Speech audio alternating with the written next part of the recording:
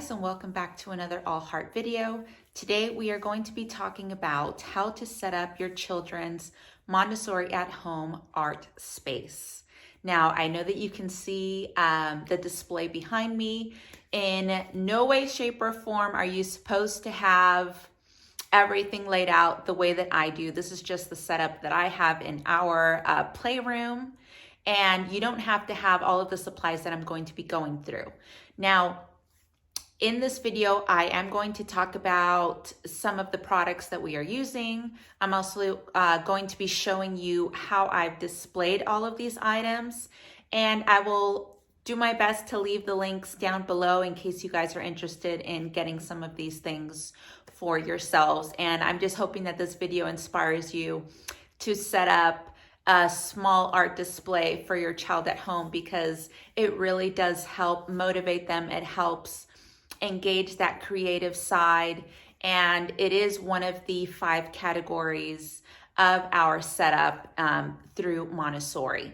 So if you can, try and set up at least a small area where your son or daughter is able to enjoy some art and some crafts. So with that, let's go ahead and get started on this video. I'm super excited, and I can't wait to show you all the things that I have set up for my children.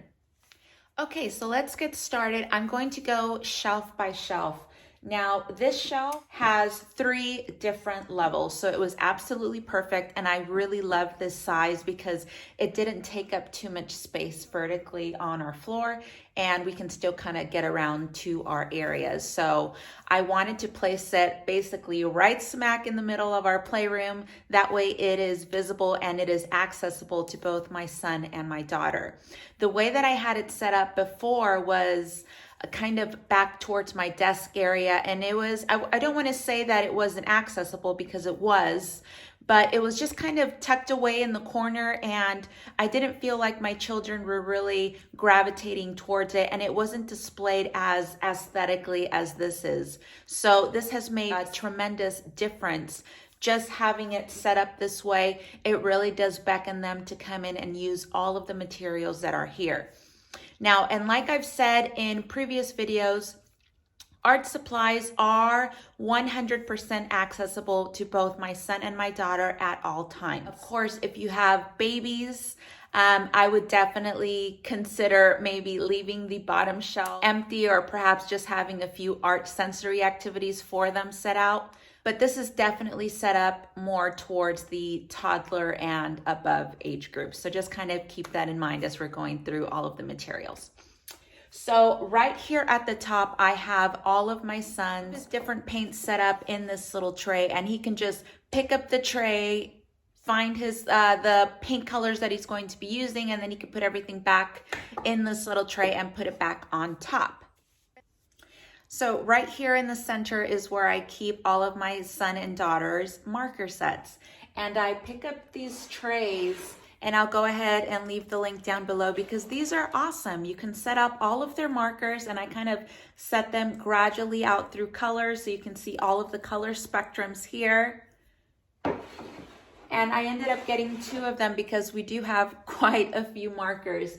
Now, like I said, you want to get art supplies that are going to suit your children. So if you have children that perhaps don't know how to use markers, or are maybe using them in the wrong spots, like your walls, then maybe introduce that a little bit later. But I mean, it is fun to introduce it early and just show them how to use it properly. The earlier that you're able to teach them that, the better, and that way they don't go kind of crazy with the art supplies and start drawing designs on your walls. So let's move on towards the last thing that I have here on my shelf. So this is like an antique little cabinet, and I used it to store all of my son and daughter's little crafting supplies.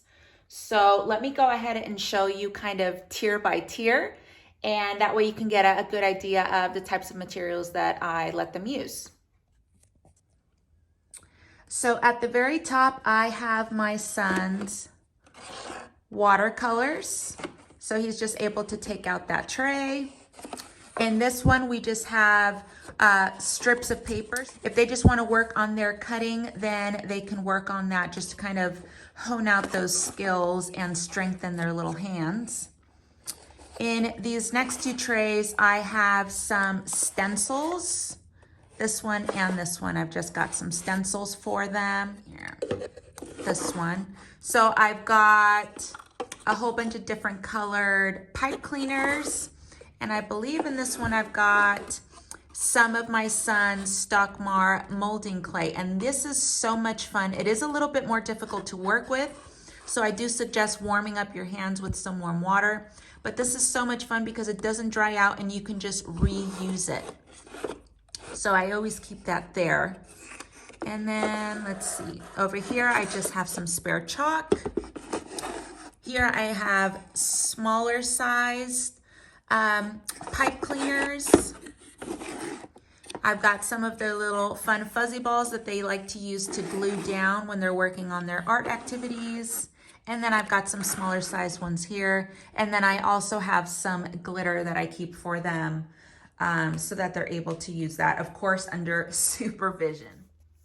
Okay, so let's move on to the second shelf. And this is perhaps, besides my antique little cabinet here, which I am absolutely in love with, this is perhaps my favorite shelf. And it's just because it looks so pretty. All of the colors are set up separately so that they know exactly where to go to find their color.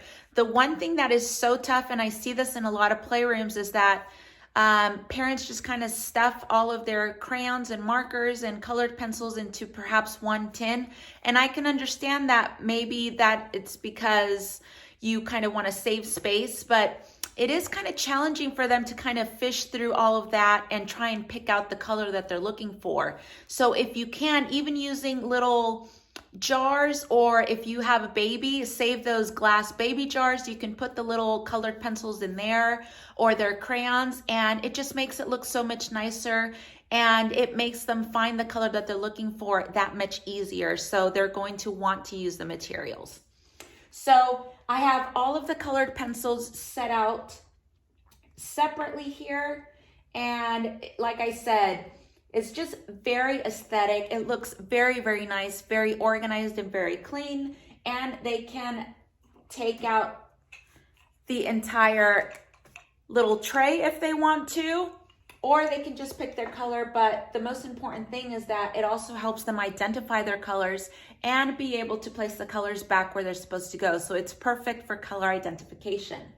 Now, in these little baskets here, I keep all of their little crayons. And most of their crayons are from Stockmar. I've mentioned this before that I absolutely love Stockmar crayons because one, they are non-toxic, they are made of organic materials, but the colors are also very, very saturated. So they look very nice on their paper. So I would definitely recommend some of the beeswax types of crayons. And there's a variety for you to choose from on Amazon. Just kind of take a look and see which ones they would like. But I do like these little rectangular ones just because it's easier for my daughter to hold, and they're super durable. They don't break like Crayola crayons typically do. And then you're just kind of left with a whole bunch of little pieces. So these are absolutely wonderful. And again, just like I have these color coordinated, I also have all of the crayons in the baskets color coordinated as well. So on this bottom shelf, I have all of their paper, all of their construction paper in various colors, and I just have it set up vertically on these on this wooden tray. And it is just absolutely perfect. They're able to pick up their paper whenever they want to. I also have all of their watercolored paper here, and that is at the very front, so they know exactly where to go if they want to use watercolors or if they want to use certain paints.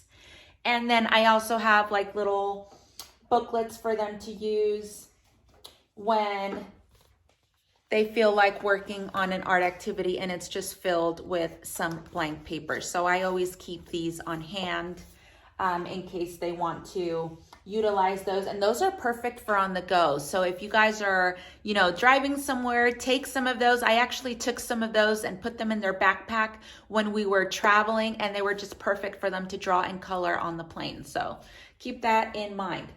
I also have this little tray here, and I believe I've showed you this in my very last Montessori video about how to display your shelves for multiple age children, especially if you are living in a smaller space and you don't have room to kind of create an entire playroom. So you can kind of dedicate at least one side of the wall with all of their supplies. So if you haven't seen that video, it's really, really good. Make sure that you take a look at it. It's down in the description box for you.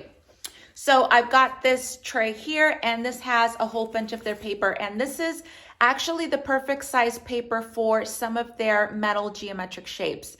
And I will show you that very, very soon, I promise, as well as a dated room tour of our entire space. I have been working on changing a lot of things, so you are going to see that, and I know that you guys are going to love it. So moving on the side, I have these two little trays. Now, if you haven't seen anything like this before, let me go ahead and show you what it's for. So when they are picking out their colors, I don't let them pick a whole bunch of colors and kind of grab a bunch and place them on their desk, because then not only does it get messy, but they also kind of roll off the table. So I let them choose up to 3 different colors, and that is what these little slots are for. So let's say they wanted pink, orange, and red. They would place it on their little tray on their desk, and that way they have the colors there for them. They are separated, they're not mixed up, it's easily for them to grab, and it keeps everything really nice and organized. So that is what these are for, and I've got 2, one for my daughter, one for my son. So right next to that in this little tray, I keep all of their glue. So I love this kind of glue because not only is the adhesive very, very strong, but it comes in the form of a little brush. So they can just kind of turn the little top, use the little brush that's inside, and then put it back. So it keeps everything nice and clean. And I mean, we're used to using this one, but this one is more difficult to use for my daughter because, you know, it's sometimes very tough to kind of squeeze and get the right amount. So it is just so much easier to use this one. So I definitely recommend it. And I just keep this on this little tray. I also have their little pencil sharpener in here in case they need to sharpen some of their colored pencils.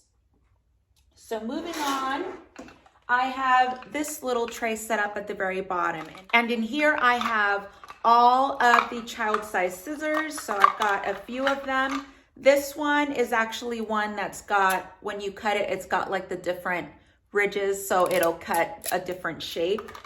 But the rest are just child-sized scissors. In the center here, I have all of their different paintbrushes in different sizes, different textures, and I also have some of these little foam ones. On the side here, I have colored chalk, and I also have some of their little stamps. So I just keep this here on the bottom of the shelf.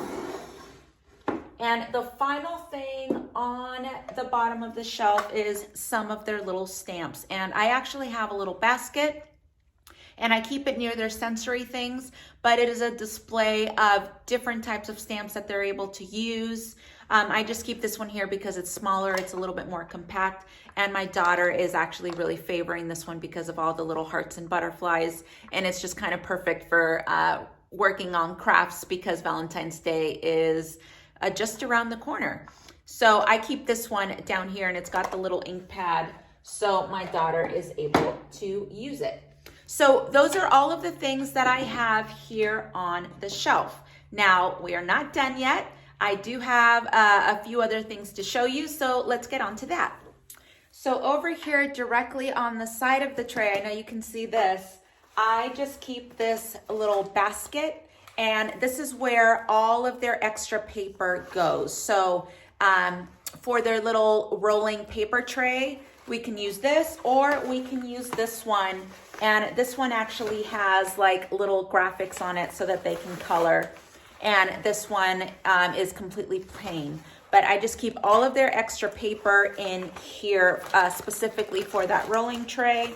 And then I also keep some paper towel rolls in here as well in case they want to work on some sort of craft utilizing those. So I always kind of try and save them when I remember. So, and the final thing that I have set up here on this shelf with just a little command strip here, it's like one of those little command hooks, is I have a little dish towel in case they are working on an art supply and they need to clean up a mess. I always keep that here for them to be able to use and kind of clean up their own mess. So that is something that you are going to see in a lot of Montessori classrooms, that any type of art activity always has an area where they can go and clean up. And then I also have their little art apron here hooked up so that they can use it. So again, you just want to make sure that you have all of the supplies laid out for your child, anything that they are going to need. You kind of want to anticipate those things so that it is already set up for them and it is easily accessible for them to be able to use. Now, as far as art areas where they're able to work on all of these different types of activities, I do have 2 areas set up for them in our playroom. Now, as I mentioned at the beginning of this video, it is not necessary for you to have 2 separate areas. You don't have to have an area per kid. Because our space allows for it, I did end up making 2 different areas for my son or daughter to be able to work on their arts plays separately. Sometimes it is nice to kind of give them that little bit of space, especially if their project is a little bit larger, and that way they're not kind of struggling with having their own materials in their space. And also, sometimes my daughter wants to work on something else and she's utilizing the smaller table, and then my son wants to work on an art activity. So I've kind of designated a few different areas where they are able to work on these activities. So let me go ahead and show you those. So this is the first little setup that I have, and I have this directly in front of their little art supply shelf display now. So it's got 2 chairs in case my son or daughter wants to use it. It is made out of metal, so it is very easy to clean. And then I have their little rolling paper here in case they want to pull it out and use it. The second area I have is this one. So this table is a bit larger, and I actually did make this table, and I do have a DIY video on it. So make sure you guys check that one out in case you are thinking of building a custom sized desk, because that is exactly what I needed for this space. So my son or my daughter is able to utilize this. And then again, they have an area where they can place their markers, paints, and they can just kind of set it up on this tray, and they could put their colored pencils or markers or anything here so that it doesn't roll away. And then I do keep these little magnets here in case they need to hang one of their little art supplies. They can hang it here so that it dries, or they can use our magnetic blackboard. And this was also a DIY. I made this magnetic blackboard. And if you guys want to know how I made it, let me know and I will do a video on that. And that's it, you guys. I really do hope that you enjoyed this video. I hope that you took some useful information out of it, and I hope that it inspired you to create your own designated art spaces for your children, either in your playroom or in your home. I do have a smaller version of this in our home. I just thought that it was so important to kind of hone in and really foster that creative aspect in both of my children, and that is why I really wanted to designate their own sort of art space so that they can work freely, so that they can work independently, and so that they can work creatively. If you guys have further questions regarding your own art spaces or perhaps different art supplies, please leave them in the comments below. I am more than happy to answer those questions for you. If you enjoyed this video, please make sure to hit that like button. Make sure to subscribe if you haven't already. We are so close to our next goal, all thanks to you guys. And make sure to ring that notification bell so that you are notified of when I post my very next video. Thank you guys so much for watching. I will see you guys very soon. Bye.